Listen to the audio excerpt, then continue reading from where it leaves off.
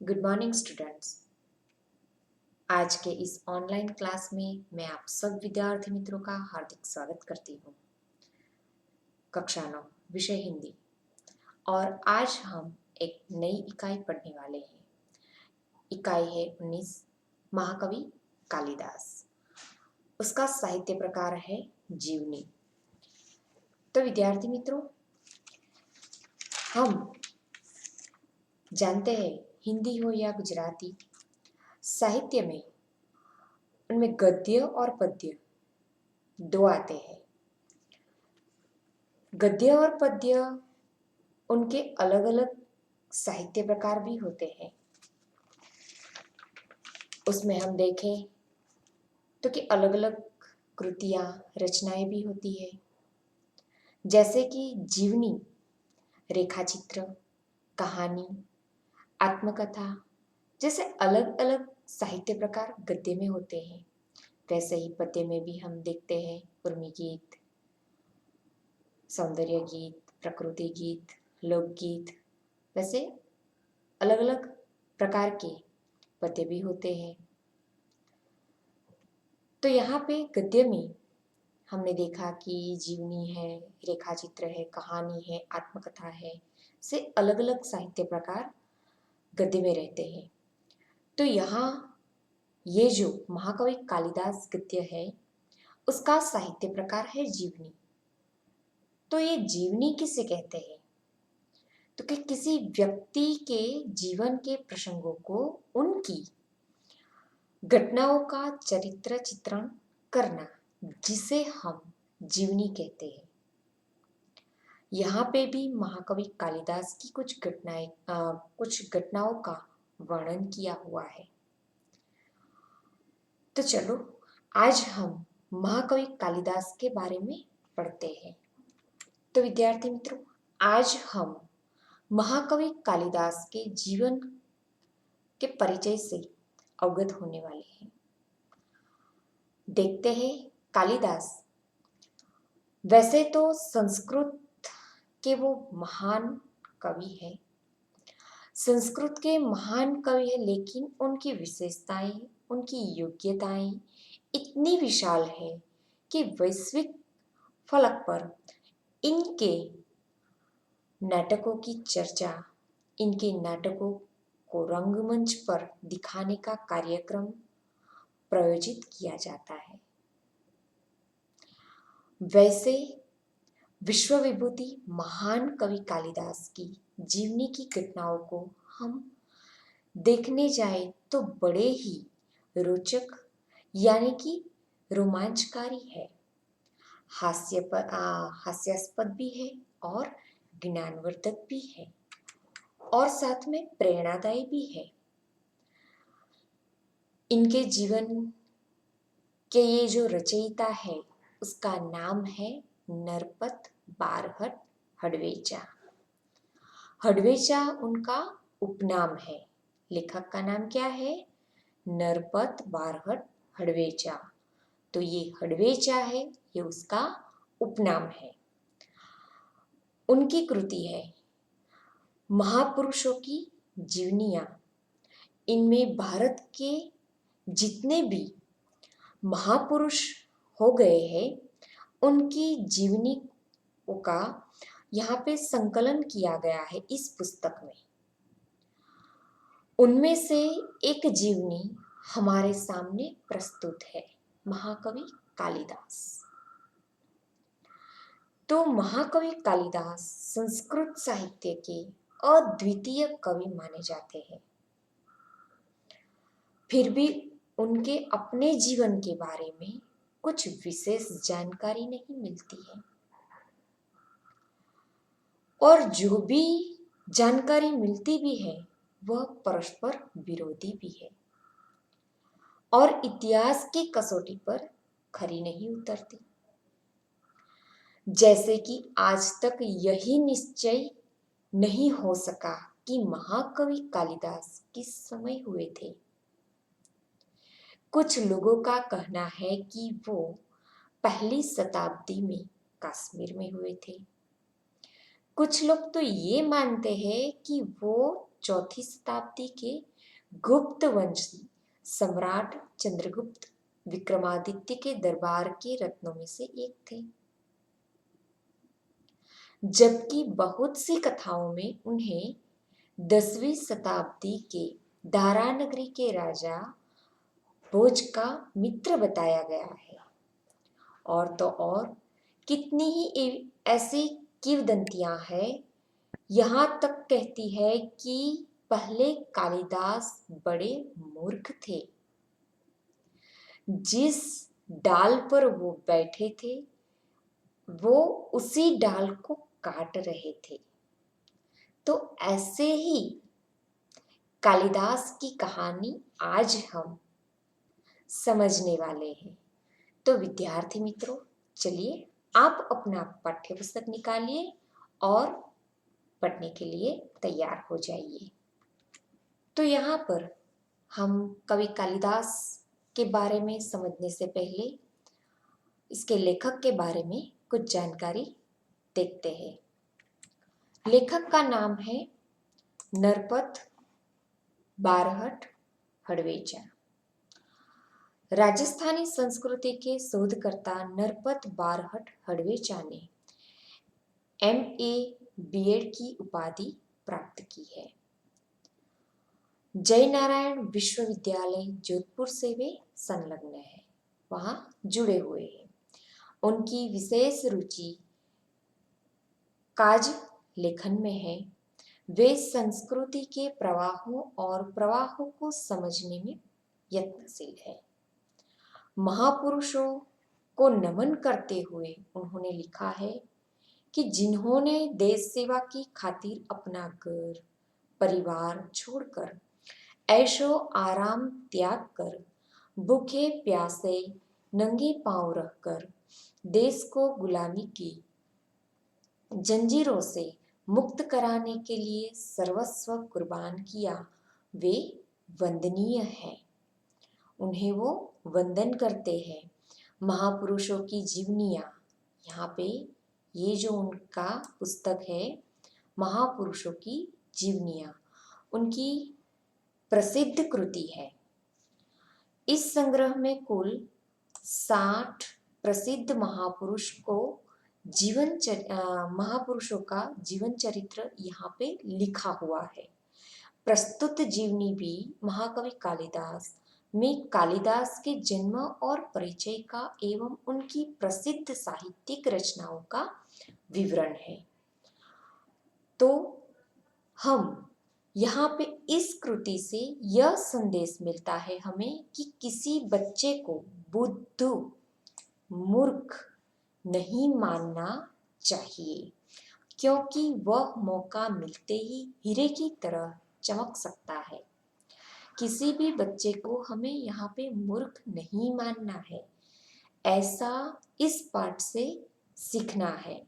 तो यहाँ पे यही संदेश हमें मिलता है कि किसी भी बच्चे को मूर्ख या बुद्धू नहीं मानना चाहिए, क्योंकि मौका मिलते ही वो हीरे की तरह चमक भी सकता है। तो चलिए ऐसी ही कहानी हम आज देखते हैं। कालिदास को हम मात्र संस्कृत के महाकवि के रूप में जानते हैं। कालिदास ने अपनी संस्कृतना एक महान कविના રૂપમાં જાણીએ છીએ। स्वयं महाकवि कालिदास ने अपने विषय में कुछ नहीं लिखा है। महाकवि कालिदासे પોતાના વિશે કોઈ પણ વિષયમાં કંઈ પણ લખ્યું નથી। हर्षचरित के शुरू में कवि बाण ने कालिदास का उल्लेख किया है। हर्षचरितની શરૂઆતમાં કવિ બાણ છે તેમણે કાલિદાસ વિશેનો ઉલ્લેખ કરેલો છે। इससे पता चलता है कि कवि कालिदास बाण से पहले हुए हैं। આના ઉપરથી એ માલુમ પડે છે કે કાલિદાસ છે એ બાણની પહેલા થઈ ચૂકેલા છે। एक स्थान पर स्वयं कालिदास ने अपने अभिभावक यानी कि बच्चों के पारिवारिक रक्षक, उसे अभिभावक कहते हैं, उसके रूप में विक्रम नाम का उल्लेख किया है। कालिदास स्वयं અહીંયા विक्रमનો उल्लेख करेलो छे। वह कौन सा विक्रम है, इस बात का अभी पूरी तरह पता नहीं चल पाया है। आ कया विक्रम छे तेना विषयनी पूरी जानकारी नहीं મળતી। फिर भी उन्हीं राजा विक्रमादित्य और राजा भोज का समकालीन मानकर कितनी ही कथाओं का नायक बनाया गया है। तो पण राजा विक्रमादित्य અને રાજા ભોજના સમયમાં માની અને એમની કથાઓમાં એને કંઈક નાયક બનાવેલો છે। અને આગળ કહે છે કે विभिन्न भाषाओं में पहेलियों और लोक कथाओं में उनकी विद्वत्ता, कविता और चमत्कारिक प्रसंगों का वर्णन भी मिलता है। उसके जन्म और परिचय की बात यहाँ पे की गई है। तो कहते हैं कि कुछ विद्वानों ने कालिदास का जन्म 365 ईस्वी सन तथा निधन 445 ईस्वी सन माना है। એમના જન્મ વિશેની માહિતી કંઈક આવી બતાવે છે, માનવામાં આવે છે જે कि महाकवि कालिदास के जन्म स्थान के बारे में ठीक ठीक पता नहीं चलता है। कुछ विद्वानों ने उनका जन्म स्थान उज्जैनी इस समय में उज्जैन उसको माना है। जो सही लगता है कि क्योंकि मेघदूत में स्वयं कवि ने उज्जैनी को विशेष दर्शनीय कहा है। दर्शनीय यानी कि देखने लायक, और लंबा रास्ता पड़ने पर भी उधर से जाने के लिए बादल से अनुरोध किया है। अनुरोध यानी कि आग्रह किया है। तो यहाँ पे हम देखें तो कालिदास છે એમના વિશેની માહિતી આપી છે। અહીંયા કહે છે કે મહાકવિ ના જન્મસ્થાન વિશે નક્કર માહિતીનો અહીંયા અભાવ છે। કેટલાક વિદ્વાનો તેમનો જન્મ ઈસવીસન 365માં તથા એમનું મૃત્યુ છે એ 445માં માને છે। તેમનો જન્મ છે એ ઉજ્જૈનમાં થયેલો મનાય છે। ઉજ્જૈનના રાજા જે વિક્રમાદિત્ય છે તેનું શાસન હતું। તેમના રાજ્યમાં પ્રજા સર્વ રીતે સુખી હતી તે વિશેની અહીંયા ચર્ચા કરી છે। કહે છે કે કાલિદાસ જે છે એમનો જન્મ ઉજ્જૈનમાં થયેલો હતો અને બીજું પણ કહે છે કે તે રાજા વિક્રમાદિત્યના સમયમાં થઈ ગયેલા છે। ચલો આગળ પાઠ देखिए। उज्जैन में उन दिनों राजा विक्रमादित्य का राज्य था। वहाँ प्रजा सर्व प्रकार से सुखी थी। साहित्य और कला की उन्नति चरम सीमा पर पहुंची थी। चरम सीमा यानी कि पूरी ऊंचाई पर पहुंची थी। અહીંયા કહે છે કે ઉજ્જૈનમાં એ દિવસોમાં રાજા વિક્રમાદિત્યનું રાજ્ય ચાલતું હતું। ત્યાં જે પ્રજા હતી એ બધા જ પ્રકારે સુખી હતી। સાહિત્ય અને કલાની ઉન્નતિ તો કહે છે કે પૂરી ઊંચાઈઓ પર પહોંચેલી હતી। राजा विक्रमादित्य ने अपने नाम से ही विक्रम संवत चलाया था। आ याद रखवा जेवुं छे कि राजा विक्रमादित्य ने अपने समय में ही विक्रम संवत चलाया था।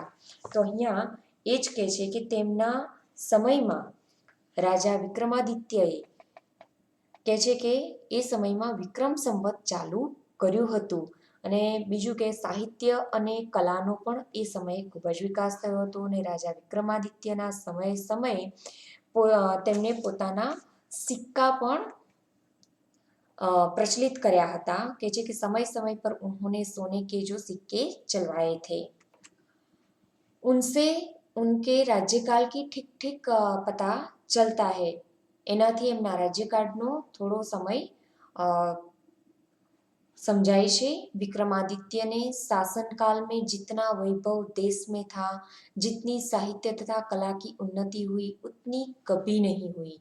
राजा विक्रमादित्यना શાસનકાળની અંદર જેટલા દેશમાં વૈભવ અને સાહિત્ય તથા કલાની ઉન્નતિ જે થઈ હતી, પ્રગતિ થઈ હતી તે અત્યાર સુધી બીજામાં થઈ નથી। एक से बढ़कर एक कवि, साहित्यकार और वैज्ञानिक इस युग में उत्पन्न हुए। राजा विक्रमादित्य स्वयं साहित्य और संगीत के अच्छे जानकार थे। રાજા વિક્રમાદિત્ય પોતે પણ સાહિત્ય અને સંગીતના ખૂબ જ જાણકાર હતા। संस्कृत भाषा की उन्नति भी इस काल में ही अधिक हुई है। संस्कृत भाषाની ઉન્નતિ પણ આ સમયમાં વધારે થઈ હતી।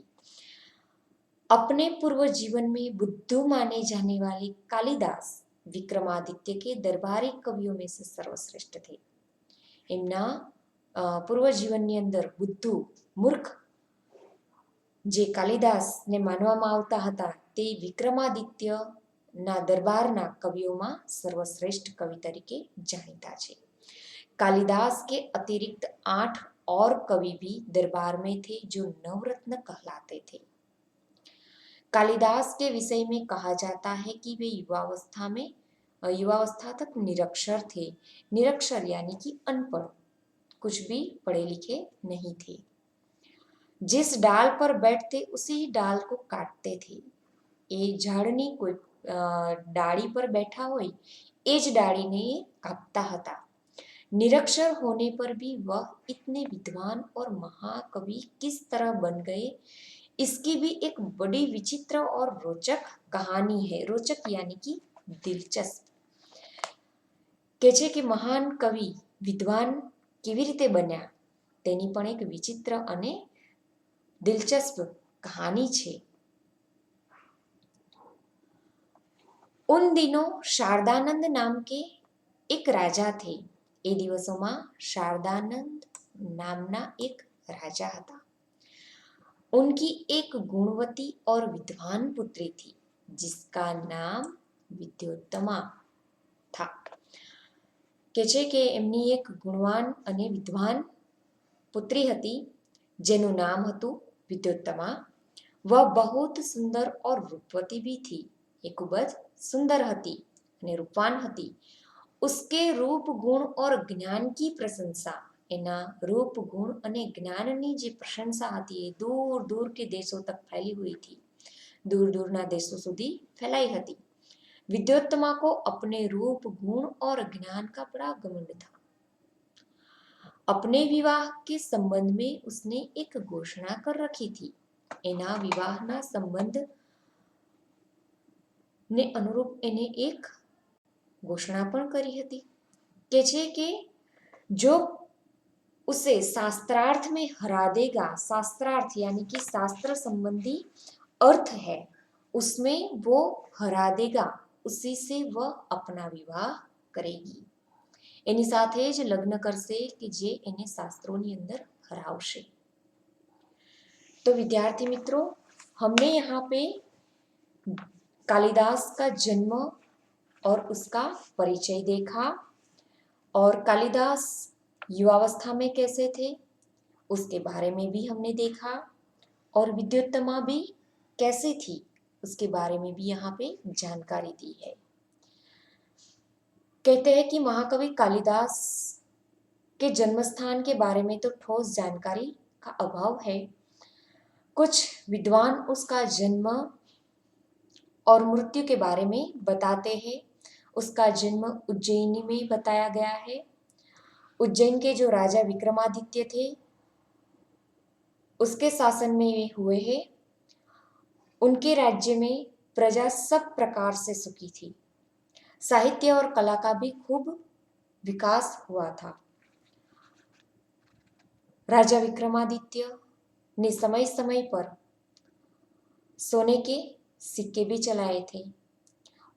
उनके प्रोत्साहन से संस्कृत भाषा की खूब उन्नति भी हुई है। कालिदास युवावस्था में कैसे थे तो कि कालिदास के बारे में ऐसा कहा जाता है कि वो निरक्षर थे और वे पेड़ की जिस डाल पर बैठते थे उसी डाल को वो काटते थे। वो भी नहीं समझते थे कि वो जो जिस डाल पर बैठे हैं उसे काटेंगे तो वो भी नीचे ही गिर जाएंगे। वो भी समझ उनमें नहीं थी। आगे विद्योत्तमा के बारे में भी बताया है। कहते हैं कि विद्योत्तमा राजा शारदानंद कि अत्यंत सुंदर और गुणवती पुत्री थी। उसे अपने रूप, गुण और ज्ञान का बहुत ही घमंड था। बड़े बड़े विद्वान और पंडित भी उससे शास्त्रार्थ करने का साहस भी नहीं करते थे। और उन्होंने उनके विवाह के बारे में भी एक घोषणा की हुई थी कि उसको शास्त्रार्थ में जो हराएगा उसी के साथ वो अपना विवाह करेगी। तो यहाँ पे हमने देखा कि महाकवि कालिदास कैसे थे और साथ ही साथ में शारदानंद राजा की पुत्री के बारे में भी बताया है। सो विद्यार्थी મિત્રો, આજના સેશનમાં આપણે આ લેસન અહીંયા સુધી સમજવાનો છે. ફરીના સેશનમાં આગળનો લેસન સમજીશું. સો વિદ્યાર્થી મિત્રો, હું તમને જે પણ કંઈ HW માં લખવા માટે આપું તે તમારે તમારા ચોપડામાં એકવાર સુંદર અક્ષરે લખવાનું છે અને સાથે સાથે એની તૈયારી પણ કરવાની છે. તો વિદ્યાર્થી મિત્રો, ફરીથી આપણે નવા સેશનમાં આગળનો પાઠ સમજવા માટે ફરીથી મળીશું. Have a nice day. Vande Mataram.